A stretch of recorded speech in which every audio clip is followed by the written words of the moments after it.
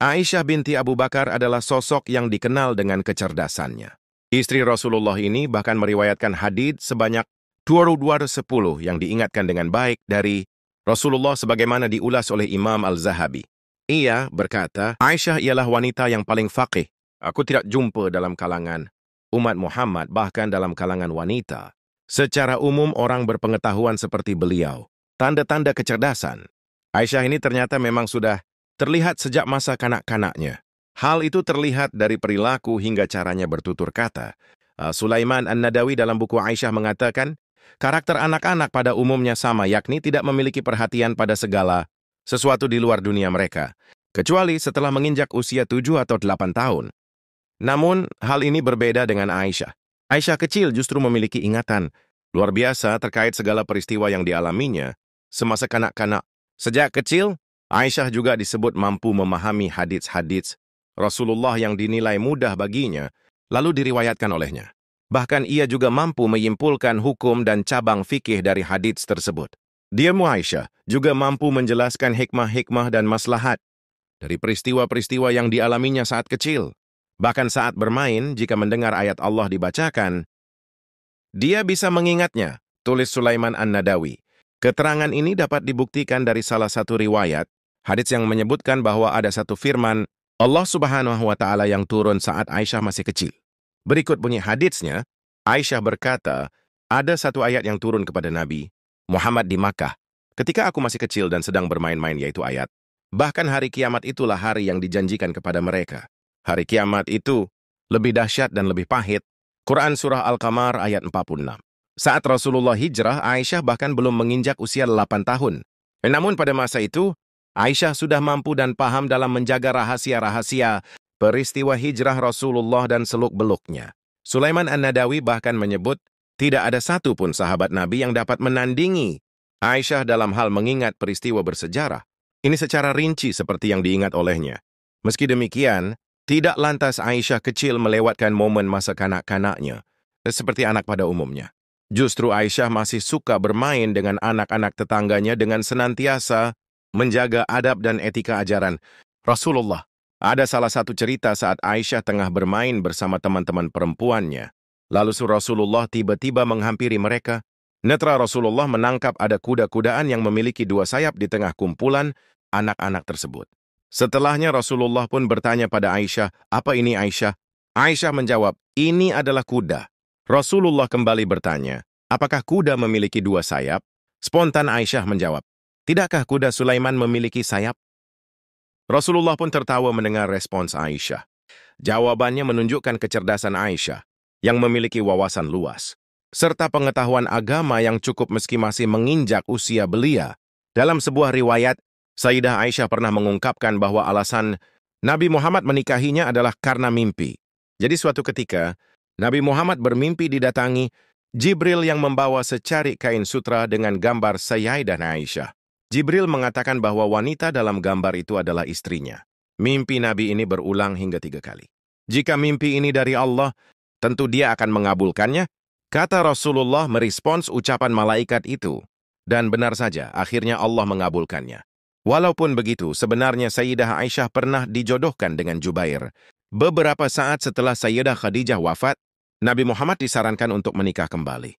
Adalah Khawlah binti Hakim, sahabat Sayyidah Khadijah, yang meminta Nabi untuk menikah dengan Saudah binti Zam'ah dan juga Aisyah binti Abu Bakar.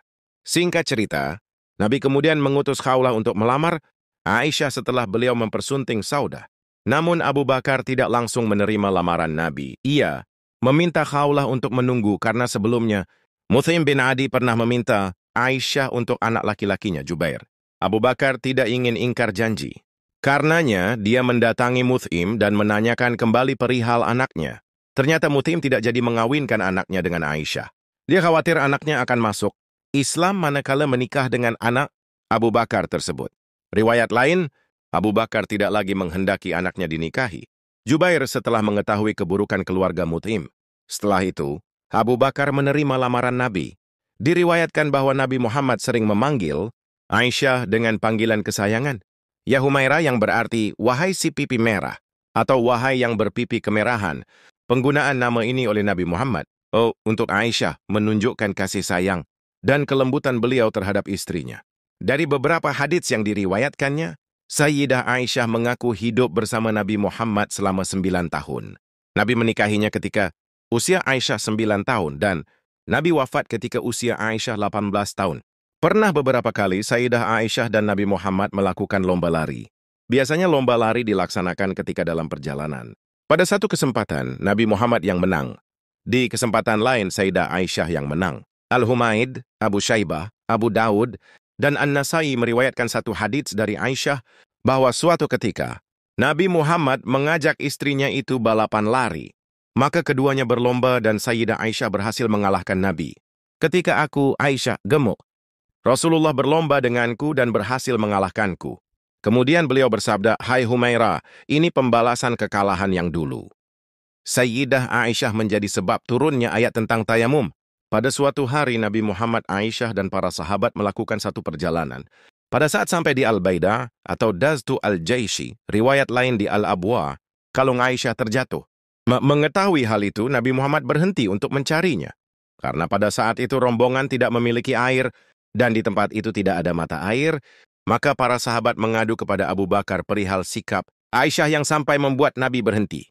"Engkau menahan Rasulullah dan orang-orang di tempat yang tidak ada mata, airnya dan mereka tidak mempunyai air," kata Abu Bakar kepada putrinya itu sembari memarahinya. Nabi mencari kalung istrinya hingga malam, namun tidak ketemu juga. Pada pagi esok harinya, Nabi bangun dengan tidak ada air di sampingnya. Namun kemudian Allah menurunkan wahyu tentang tayamum. Mereka pun bertayamum setelah menerima wahyu tersebut. Kalung tersebut ditemukan tanpa sengaja oleh Aisyah ketika dia mencari unta yang dinaikinya dan ternyata kalungnya ada di bawahnya. Demikianlah keberkahan Sayyidah Aisyah sehingga Allah menjadikan jalan keluar darinya, yakni tayamum untuk bersuci, manakala tidak ada air. Beliau adalah wanita cerdas yang telah meriwayatkan 2 riwayat was 10 hadits. Sayyidah Aisyah adalah orang yang sangat cerdas, berwawasan luas, dan memiliki ingatan yang kuat. Ada semua itu, maka tidak heran jika ia meriwayatkan ribuan hadits dari Nabi Muhammad. Hadits sanad yang dimiliki Aisyah adalah 2.210 hadits. Bukhari dan Muslim sepakat terhadap 174 hadits dari riwayatnya. Bukhari sendiri meriwayatkan 54 hadits dari Aisyah, sementara Muslim 68 hadits. Aisyah dikenal sebagai orang yang otoritatif dalam hal keagamaan. Makanya Sayyidah Aisyah bertugas memberi fatwa pada masa kekhalifahan Abu Bakar, Umar bin Khattab, Utsman bin Affan, dan seterusnya hingga ia wafat. Sayyidah Aisyah wafat pada malam Selasa, 17 Ramadan tahun 58 Hijriah, riwayat lain 57 Hijriah dalam usia 63 tahun, riwayat lain 66 atau 70 tahun. Abu Hurairah adalah sahabat yang ditugasi untuk memimpin salat jenazah Sayyidah Aisyah. Sesuai dengan wasiatnya, Sayyidah Aisyah dimakamkan di Baqi. Al-Fatihah ila Sayyidina wa Habibina Muhammad sallallahu alaihi wassalam wa Sayyidina Abu Bakar wa Umar wa Utsman wa Ali wa Hasan wa Hussein wa ila ruhi Sayyidatuna Khadijatul Kubra wa ila Sayyidina Fatimatuz Zahra wa Aisyatul Ridha. Al-Fatihah. Wallahu alam bisawab.